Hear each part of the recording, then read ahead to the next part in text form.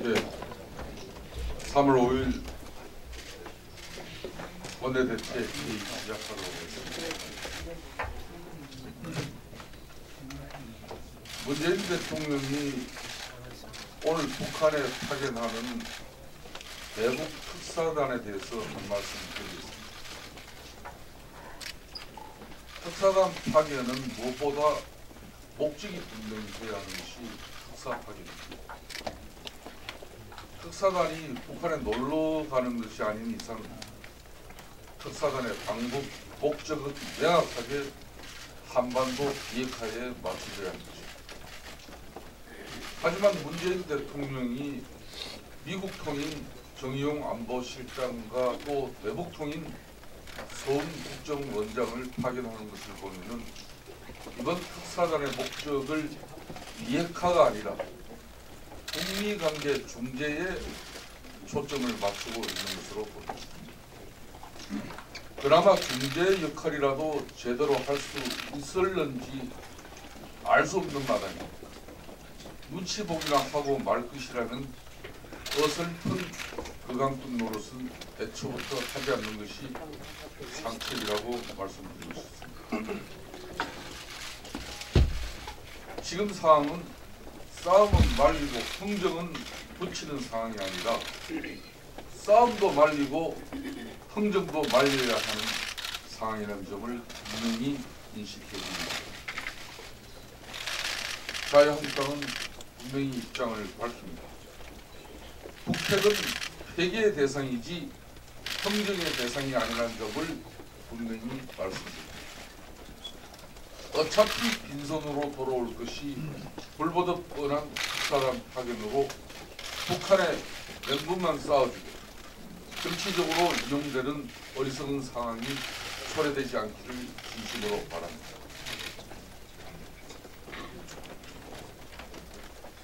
우리 당은 오늘부터 북핵 폐기 대책 특위를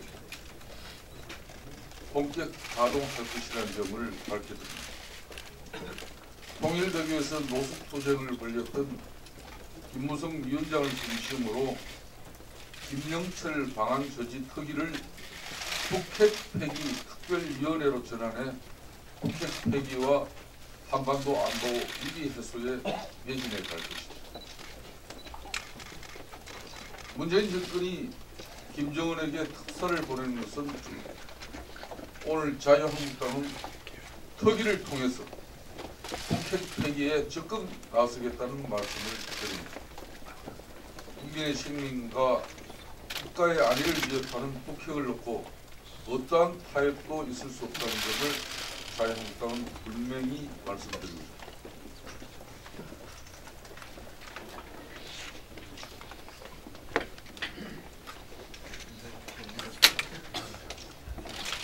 가뜩이나 김영철이 2박 3일 동안이나 워크힐에 들어앉아 무엇을 하다 갔는지 깜깜이라고 일관하는 마당에 대북 특사를 파견하면서까지 문재인 대통령도 입을 꾹 다물고 있습니다.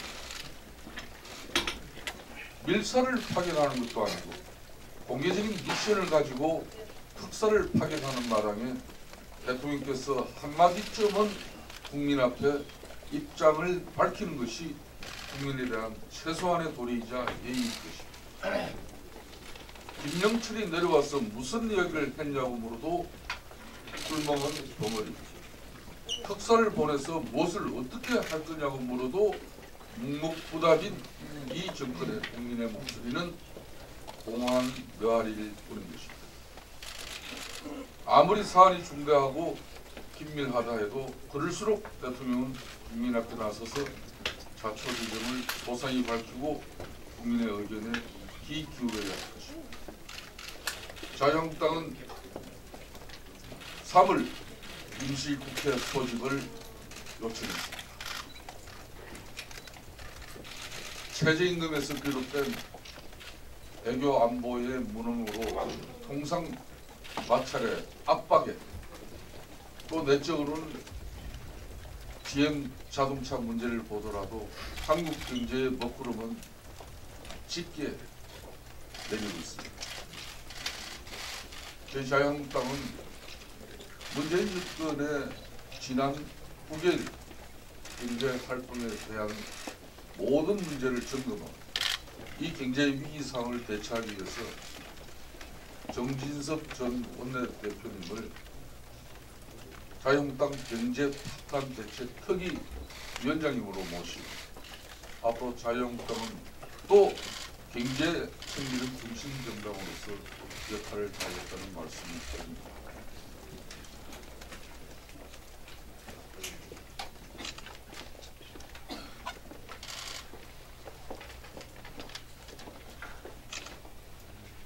개헌 문제에 대해서 한 말씀만 더 올리겠습니다. 지금 자유한국당뿐만 아니라 심지어 정의당마저 대통령 개헌안에 대해서 반대하는 것도 있습니다. 문재인 정권과 민주당이 제왕적 대통령 권력을 앞세워 개헌을 밀어붙이려 해서는 안 될 것이라는 점을 분명히 말씀드립니다. 자유한국당은 지난 금요일 국민개헌 대토론을 통해서 문건행 대통령제와 양원제를 제언하고 집행권력의 분권과 의회 권력의 분권을 통해 분권과 협치라고 하는 시대의 요구에 부응하는 안을 제시하고 있습니다. 개헌 논의는 나라의 틀을 결정하는 논의인 만큼 신중하게 심도 있게 논의되어야 할 것이라는 점을 다시 한번 강조드립니다. 자유한국당을 비롯해서 바른미래당, 민주평화당, 정의당까지 모든 야당이 개헌 논의에 가시하고 있습니다. 결론은 제왕적 대통령제의 폐해를 넘어서야 한다고 말하고 있습니다. 제왕적 대통령 권력을 앞세우고 내 마음대로 개헌을 강제하려는 것은 어불성설이라는 점을 분명히 밝혀줍니다. 그러면 오늘 우리 당에서 북핵폐기 대책특위 위원장으로 앞으로 활동을 하실 우리 김무성 위원장님 말씀을 드리겠습니다.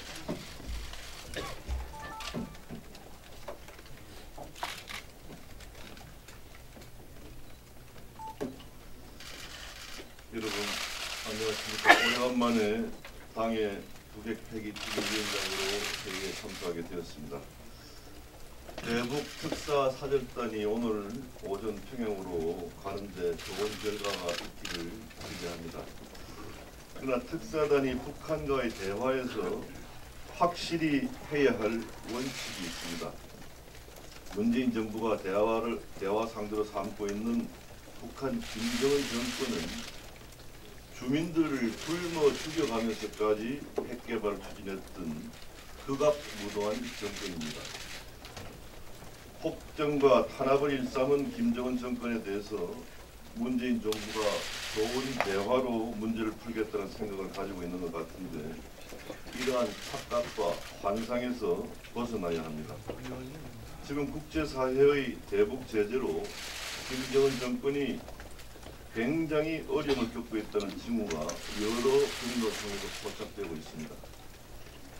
그런데 문재인 정부는 평창 올림픽을 빌미로 북한에게 하늘, 바다 그리고 육지의 통로를 모두 열어주고 천안함 폭침의 주역이었던 김영철까지 환대해서 국제 공조 속의 대북 제재에 큰 손상을 주었습니다.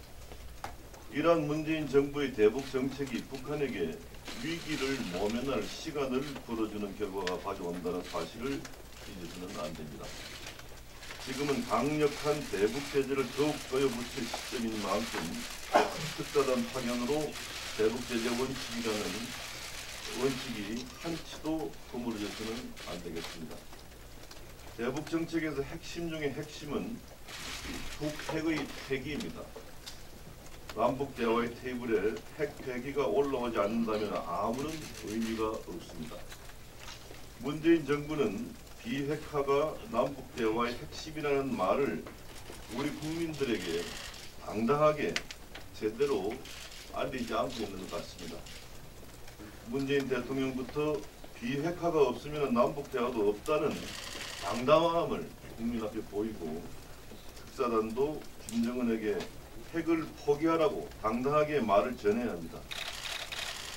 그러면서도 한편에서는 북한 김정은이 핵 포기는 절대 없다라고 말할 때에 시간을 분명히 정해서 북이 국제사회에 인정할 만큼 투명하게 핵을 폐기하지 않으면은 우리는 미국과의 핵 공유 정책을 추진해서 전술 핵을 재배치하겠다는 확실한 주장을 해야 합니다. 북한의 핵으로 인해서 대한민국의 주권과 우리 국민의 생명이 지속적으로 위협받는 상황은 어떻게 해서든지 해결해 나가야 합니다. 북한 김정은 정권에게 옷길을 깔아주는 순간 우리 안보는 가시밭길을 걷게 된다는 사실을 우리 모두 인식할 필요가 있습니다. 다시 한번 강조드리지만은 북핵 폐기와 한반도 비핵화 없이는 우리에게 평화의 봄은 절대로 오지 않는다는 말씀을 드리면서 북핵 폐기를 위해서 정치, 외교, 경제 등 모든 방면에 걸쳐서 모든 수단을 총동원한 국민 총의가 필요하다는 말씀을 드립니다. 네, 다음은 경제 파탄 대책 특위 위원장으로서 활동을 하실 우리 정진석 위원장님의 말씀드리겠습니다. 안녕하십니까, 정진석 의원입니다. 원내대표님이 길게 발언을 하라고 그러시는데 얼마나 길게 하겠습니까? 문재인 정권 1년 만에 경제 파탄, 민생 파탄이 현실화되었습니다. 이대로 가면 우리 젊은 세대 일자리는 없다. 이대로 그냥 두면 안보와 경제가 동시에 무너진다. 더 이상 우리 국민들을 대중 인기 영합 정책의 실험 대상으로 삼게 해서 안 되겠다. 이러한 절박한 심정으로 경제 파탄 대책 특위를 맡게 됐습니다. 지금 민주노총은 1억 연봉의 정규직 노동자들을 보호하기 위해서 콘크리트 장벽을 세우고 있습니다. 해고는 살인이다. 이것이 바로 그들의 구호입니다. IMF와 OECD 한국 경제 보고서를 한번 읽어보십시오. 노동시장의 이중구조를 해소하지 않으면 한국 경제가 심각한 위기에 직면할 것이라고 그들은 끊임없이 경고해 왔습니다. 노동시장의 유연성 제고, 공공부문의 기득권 조정과 그를 위한 노사정 대타협, 이것은 상식을 가진 사람들의 일치된 해법입니다. 민주노총의 기득권을 타파해야 합니다. 해고를 쉽게 할 수 있도록 해야 하고 정규직과 비정규직 사이의 담장을 낮춰야 합니다. 청년 실업률이 9.9%입니다. 청년 측의 체감 실업률은 25%에 이릅니다. 지금 한국의 고용시장은 정규직 천국, 비정규직 지옥, 대기업 천국, 중소기업 지옥입니다. 청년들이 대기업 정규직 가겠다고, 공무원 가겠다고 목을 매지 않을 수가 없습니다. 이것을 청년들의 책임으로 돌릴 수만은 없지 않겠습니까? 우리나라는 지금 일자리를 찾지 못하는 청년들이 결혼을 포기하고 세계에 유례없는 저출산 국가가 되고 있습니다. 문재인 정부는 촛불혁명의 1등 공신인 민주노총의 눈치만 보고 있습니다. 이대로 가면 청년들의 미래, 우리의 희망은 없습니다. 문재인 정부 경제정책의 핵심은 크게 보아 두 가지 줄기입니다. 최저임금을 최고 수준으로 인상해서 국민소득을 끌어올리겠다는 겁니다. 이른바 소득주도 성장입니다. 둘째는 공무원을 증원해서 일자리를 늘리겠다는 겁니다. 공공일자리 늘리기입니다. 자, 이 정부는 공공부문 일자리를 17만 개 늘리겠다고 합니다. 지난해 공무원의 평균 연봉이 6,120만 원이었습니다. 대한민국 공무원 숫자가 100만 명입니다. 공무원 월급으로만 60조 원이 들어가고 있습니다. 이 100만 명의 공무원은 퇴직하면 매달 300만 원 정도의 연금까지 받습니다.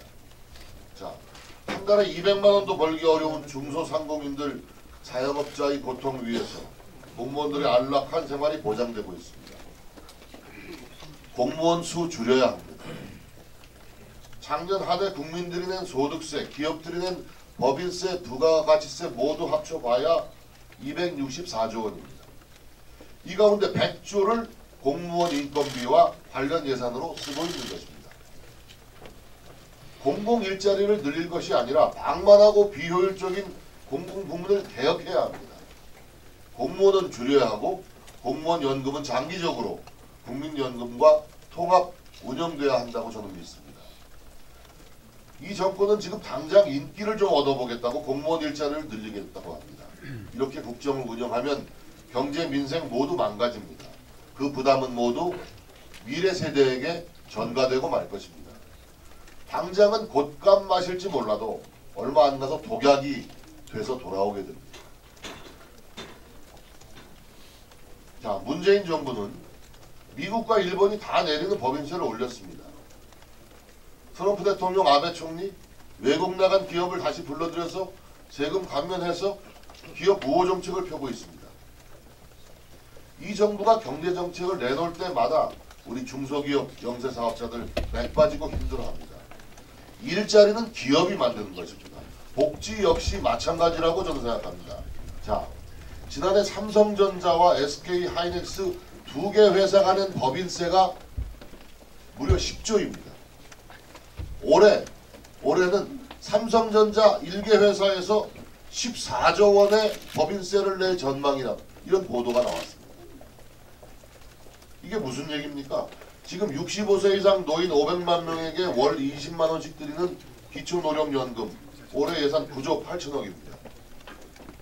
삼성전자 1개 회사가 내는 법인세와 같은 규모입니다. 삼성전자 같은 회사 하나만 더 만들면 기초노령연금 2배로 받을 수 있는 겁니다. 이런 계산이 나오는 겁니다. 기업 투자 확대를 통한 경제 활력의 회복, 기업 활력을 통한 복지 여력의 확대, 과연 이 정권이 생각하고 있는지 의문입니다. 자, 냉전 시절에 대한민국은 자유시장 경제 최전선을 지켰습니다. 그러나 지금 한미동맹 또 경제통상동맹이 허물어져 버리고 있습니다. 안보와 통상을 분리하겠다는 문재인 정권의 이야기, 저는 어처구니 없다고 생각합니다. 여러분 한번 생각해 보십시오.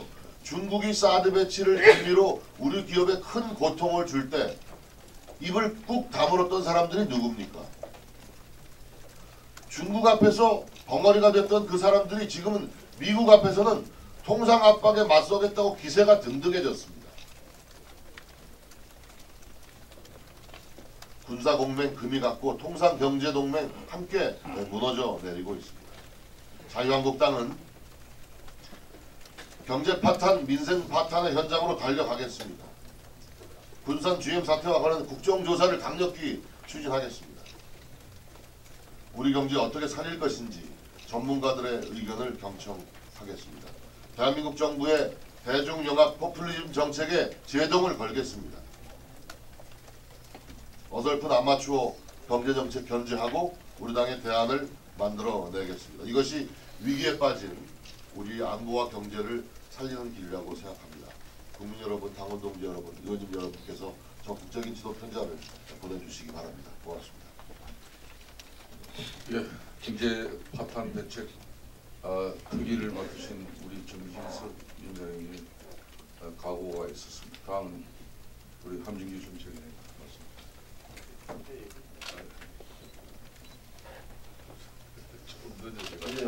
네, 제조업 위기와 기업 구조조정과 관련돼서 말씀드리겠습니다. 최근 들어 우리나라 공장 가동률이 급격히 떨어지는 모습을 보이고 있습니다. 반도체를 비롯한 몇몇 업종을 제외한 대부분 산업에서 공장 라인이 적잖게 멈춰섰다는 얘기가 많이 들리고 있습니다.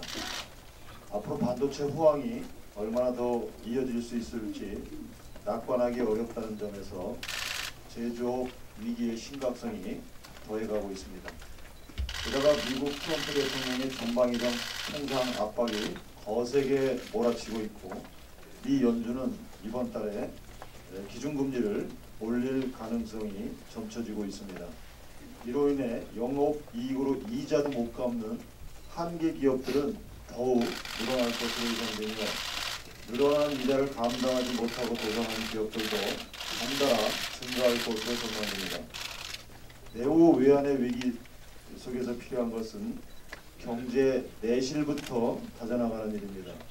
부실기업 퇴출과 혁신기업의 진입이 원활히 이루어지지 못한다면 우리 경제 재도약은 불가능하다는 점을 정부는 명심해야 할 것입니다.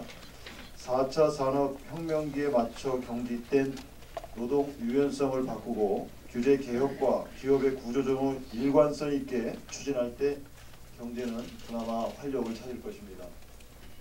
부실기업 구조조정이 시급한데도 문재인 정부는 지방선거를 앞두고 두 발 모두 다 놓고 있는 듯합니다. 구조조정 시기를 놓쳐 막대한 공적 자금을 쏟아 부어야 했던 대우조선의 사례가 재현되지 않을까 국민들은 노심초사하고 있습니다. 글로벌 환경은 시시각각 변하고 있는데 경제 체제를 근본적으로 개선하지 않고 설마 하는 사이에 국가 경제는 퍼펙트 스톰을 맞이할 수 있다는 점을 이 정부는 똑똑히 명심해야 할 것입니다.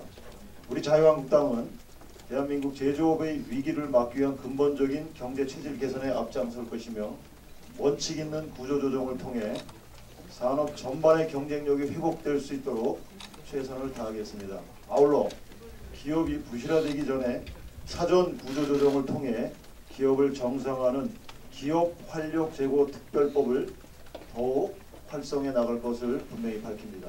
이상입니다.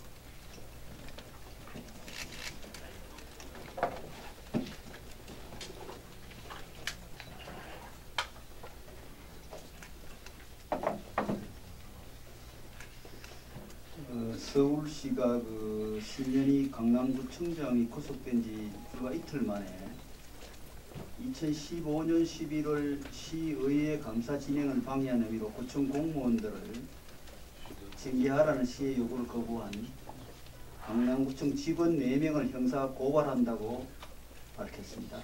또 시의 고시를 제때 처리하지 않았다는 이유로 직원 10명에게도 중징계를 요구하는 등 강남구에 대한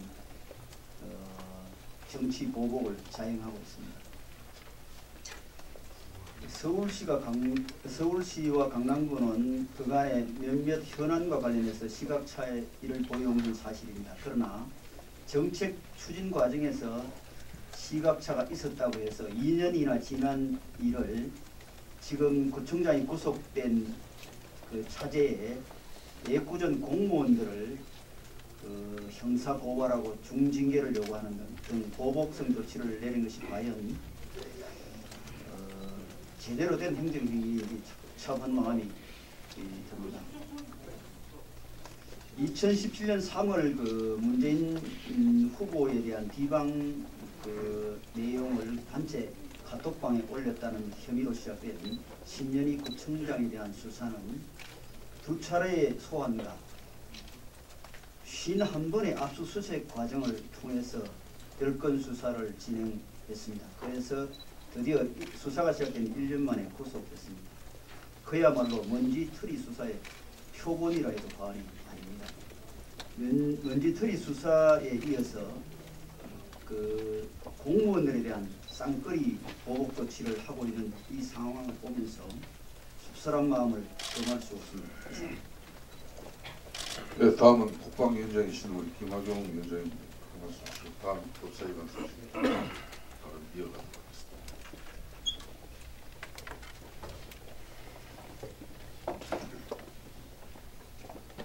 대북 특사단 파견과 관련해서 국방위원장으로서 한 말씀 드리겠습니다.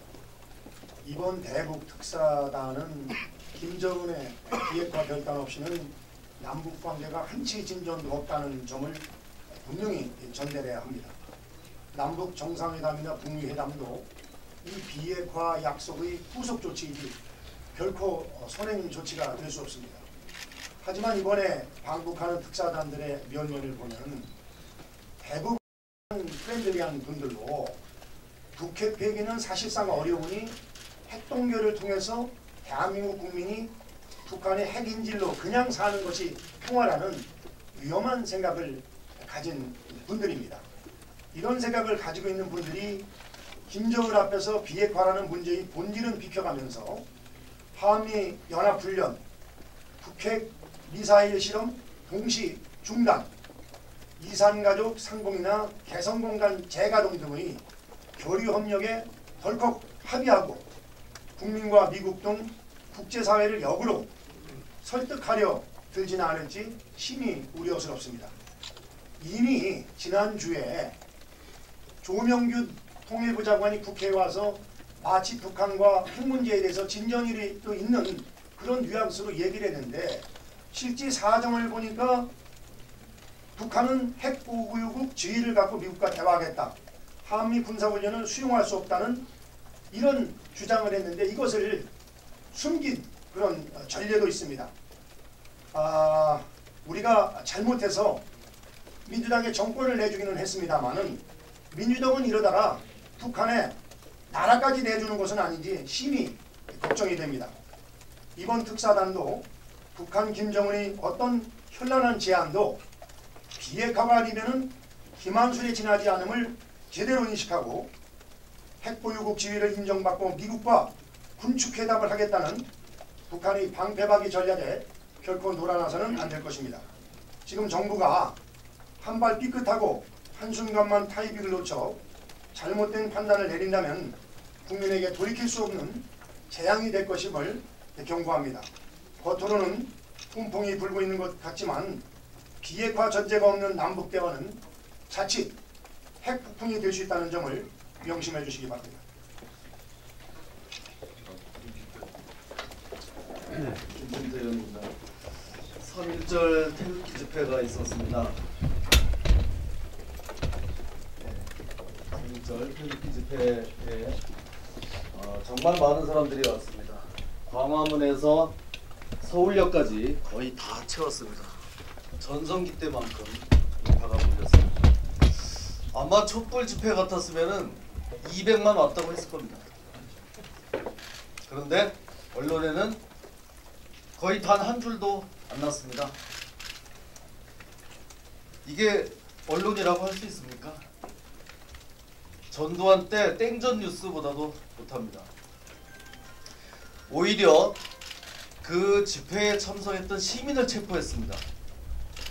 희망 촛불이라는 그 불법 조형물이 있는데 이거를 시민들이 밀어 넘어뜨려서 부순 혐의로 시민을 체포했습니다.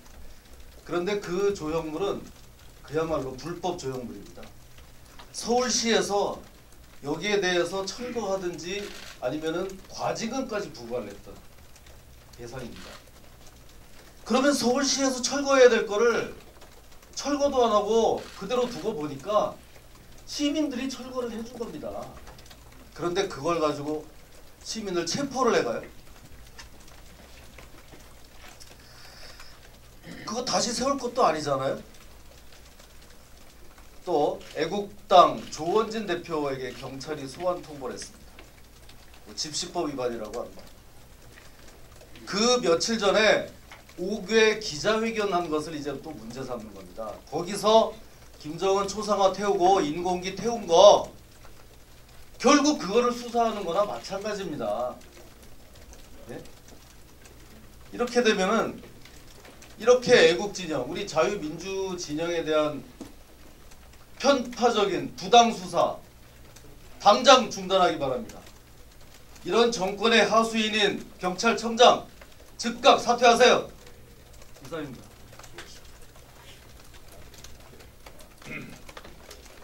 네, 이제 공개 발언은 여기까지 하도록 하겠습니다. 비공개로 대체회의 진행.